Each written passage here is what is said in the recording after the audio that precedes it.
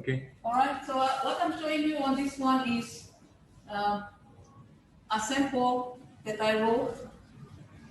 If I were to answer this question, how would I write this? So my question, the title to my question would be, autonomy should not be granted to provinces in Papua New Guinea. And that is reflected in the, or is the same as what's written in the thesis statement. All right?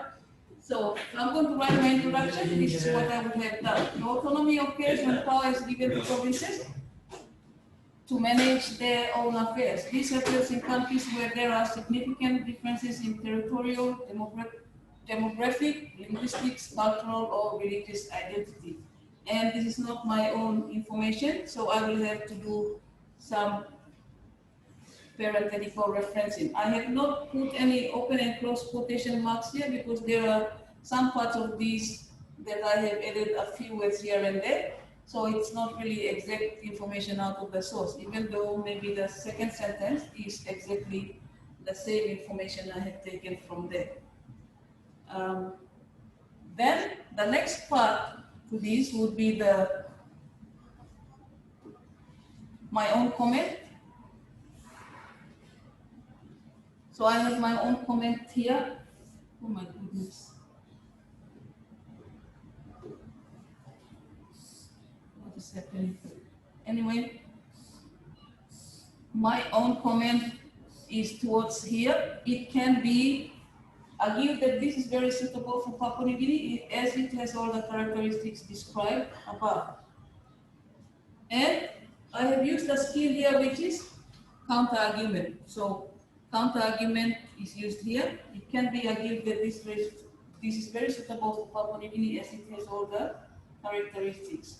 And I have explained in detail what I mean by all these characteristics, adding on detail to extend that statement. And then I will use a link now or transitional signal to show that I am going to go, even though there are good things about autonomy and it suits Papua New Guinea, there are reasons why it doesn't really have to give autonomy to its provinces. And this statement, many reasons, is a link to the body paragraph. So that one statement made up of only two words gives an idea that the rest of my sentence or the rest of my essay will be discussing all the many different reasons. A lot of people, or a few people who gave in that they're writing to this question, missed out the important part, which is the thesis statement. So the thesis statement talks about the subject, what it is we're going to talk about. It also shows our structure, how we plan to show our writing, and it also shows purpose. So this is very important. That thesis statement also creates a link to what is going to happen in the rest of the paragraphs. All right, I will end this one, my sample. I hope that you can write a better one than what I have done here. What my goal here is to show the many different skills in one paragraph. So I have used definition, I have used parenthetical referencing, I have also used counter-argument, I have also used details to my counter-argument, and I have used transitional phrase here to show that I will show a rebuttal, and I have also shown a link that shows that I am going to discuss many reasons in the body of the essay. All right, so that brings me to the end of this slide.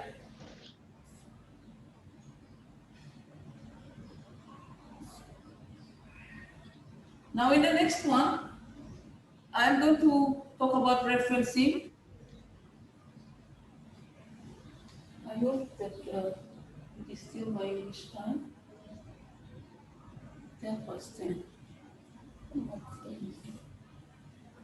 All right, there are 21 different formats. This means there are different ways to show referencing. So when you see APA or MLA, which are the two common ones that I used to show referencing, this is showing that this is a type of format. So in this country, we use the APAM, the MLA. But on this handout here, which I will give you later, you have all the different styles. So when they give a format or a referencing with these titles, they are showing you that this is the kind of format they have used. There are many different kinds of formats. On this handout, you are seeing 21 of them, which you will receive in hard copy, where as soon as I have them copied, I will put them in the trays for you to collect them, right?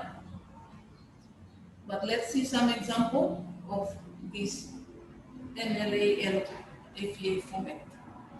These are the 21 formats, right? In this example, are you still there? Yes. Okay, in this Yes. Yes. all right, Open. fine. Okay. You're good. You still, Unfortunately. all right, so this one is Now showing, we I just talked about style of referencing. This one is the APA, which is the common one that a lot of teachers understand and use in this country. So when we say APA, what do we mean by this? There is the author's name and there is a date of publication that is used to present them, right? So in this example, what you're seeing is the author's name and the parenthetical referencing that begins or introduces the source, right? That's the first example for this. When you have work that is provided by a single author, that means where you are using a book that has only one author's name on it, then you would present it this way. So this is just one way. We've always used the common one, which is according to Jones, he states that. But we can also use that person's name at the beginning of the sentence with the date of publication, and then what is the information about. And on this example, we have left out what is the actual information from the source, right? Actual information from source is left out. So these would come in the form of direct quote, summary, or paraphrase. All right, I've come to the end of my presentation. I will continue. If I'm given a chance to continue this, I will show the other examples. All right, thank you. And as soon as you receive your booklet on Monday, I hope that you're going to try out these skills. I will copy what I have here, and so you can have your hard copy to refer to. Thank you. Thank you, Miss. Thank you. Thank you, thank Miss. you.